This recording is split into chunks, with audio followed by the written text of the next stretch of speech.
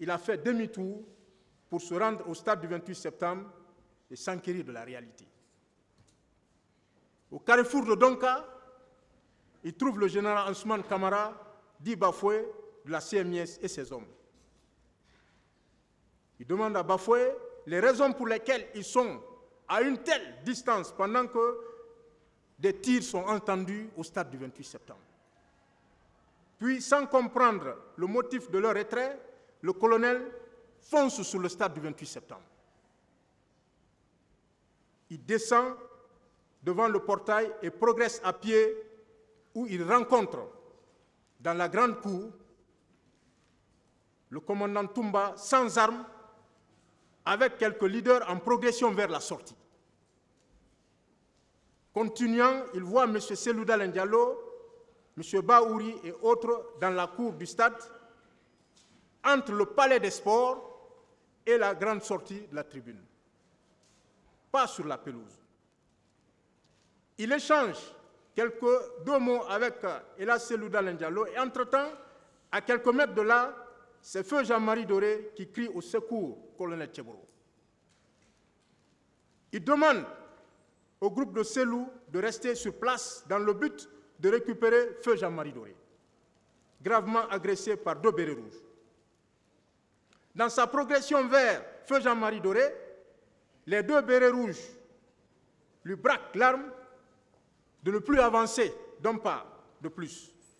Prenant le risque, il crie sur ces jeunes forcenés, comme feu Jean-Marie Doré lui-même le dit dans son témoignage, militaires, et leur demande de tirer sur lui, s'il le peut. Pris de peur, ces 2 bérets rouges quittent la scène et Jean-Marie Doré est récupéré blessé. Entre-temps, quelques militaires en camouflage agressent Dalin et lui-même le colonel. En effet, le colonel Tcheboro reçoit quelques coups violents de bâton au niveau de ses hanches en prenant Elhadj Dalin, tombé dans cet accrochage instantané. Il arrive à se défaire de ses agresseurs et progresse avec tout le groupe vers l'esplanade où il avait sa voiture. Le président Dalin avec son garde du corps, le garde du corps du colonel le béret rouge, feu Jean-Marie Doré, avec lui-même et M. Baouri, qui marchaient dans le même groupe en direction de l'esplanade. À la sortie juste à l'esplanade, le colonel prend le volant et demande d'embarquer les leaders blessés dans sa voiture en direction de la clinique Ambroise Paré. Au niveau de la Fondis, il rencontre le convoi de la police nationale, dont le directeur général de la police nationale d'alors, M. Abba Valentin, qui a témoigné ici, le général Ousmane Camara dit Bafoué et leurs équipes, c'était aux environs de 12 heures. Le colonel a échangé brièvement avec le directeur général de la police d'alors sur la situation qui prévalait au stade du 28 septembre. M. Valentin Abba, témoin direct, a été très clair.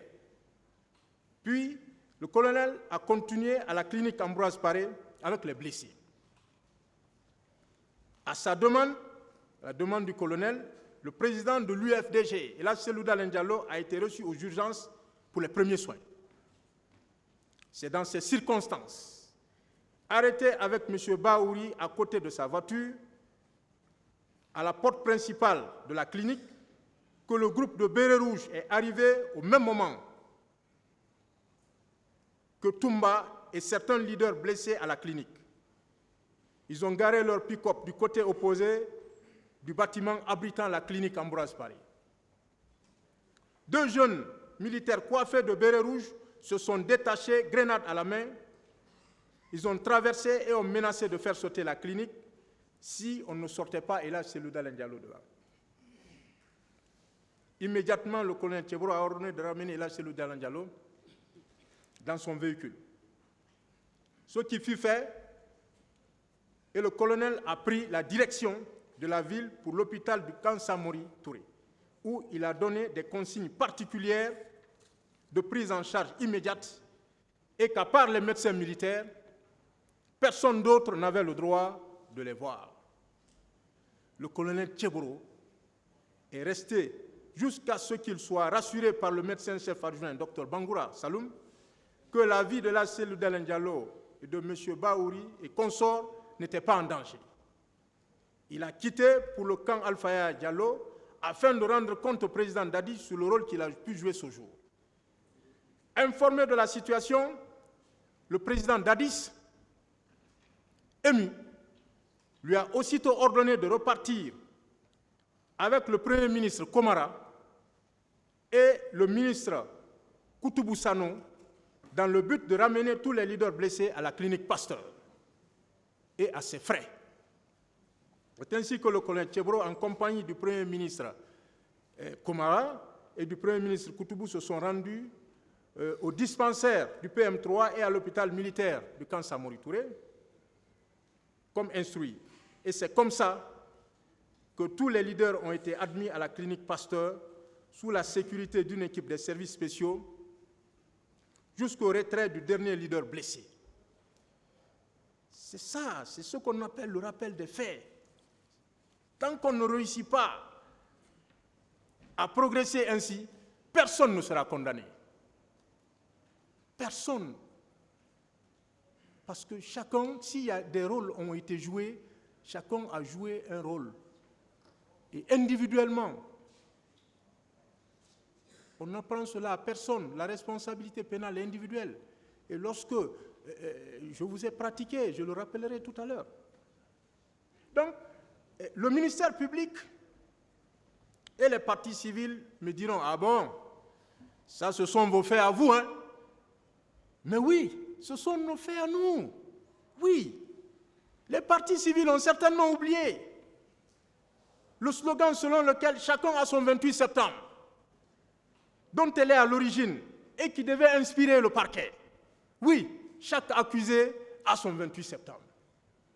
Contrairement aux déclarations fantaisistes de certaines personnes, ces gens-là n'étaient pas regroupés.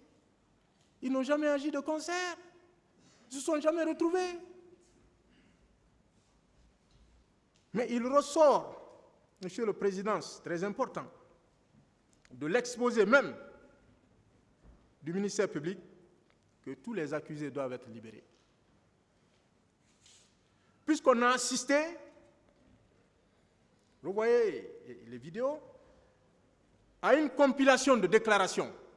Comment on peut dire, voilà, le commandant Toumba a déclaré, dans les faits, hein, le président Dadis a déclaré, c'est sa déclaration, mais qu'est-ce qu'il a fait?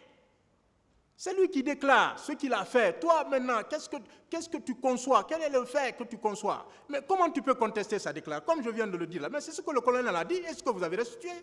Si on reste dans cette logique-là, mais il est libéré. Parce que c'est ce qu'il a fait. Aucun acte tendant à donner la mort à qui que ce soit. Aucun acte tendant à agresser qui que ce soit. Ça ne ressort pas des faits. Et le droit s'applique aux faits. Ce n'est pas compliqué.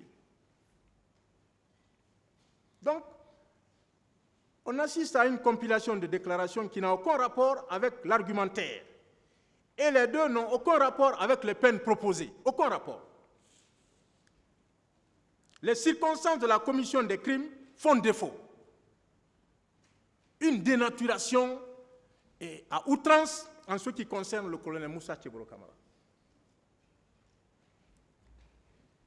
Je vous ai pratiqué individuellement à Kaloum, tribunal de première instance de Kaloum,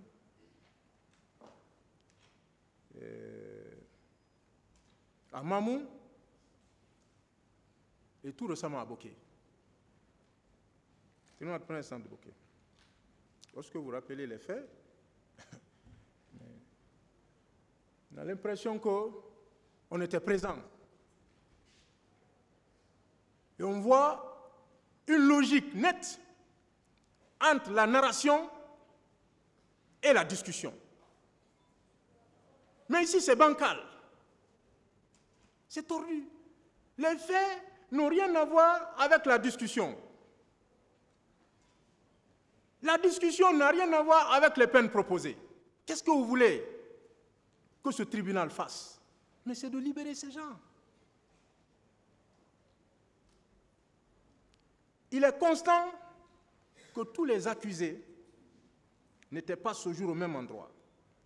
Colonel Moussa Tcheboro Camara, dans son parcours que je viens de décrire, n'était pas avec M. Mamadou Keïta. Ils ne se sont même pas vus. Ni avec le président Dadis, qu'il a retrouvé le soir. Encore moins avec le colonel Djabi. Comment vous pouvez regrouper?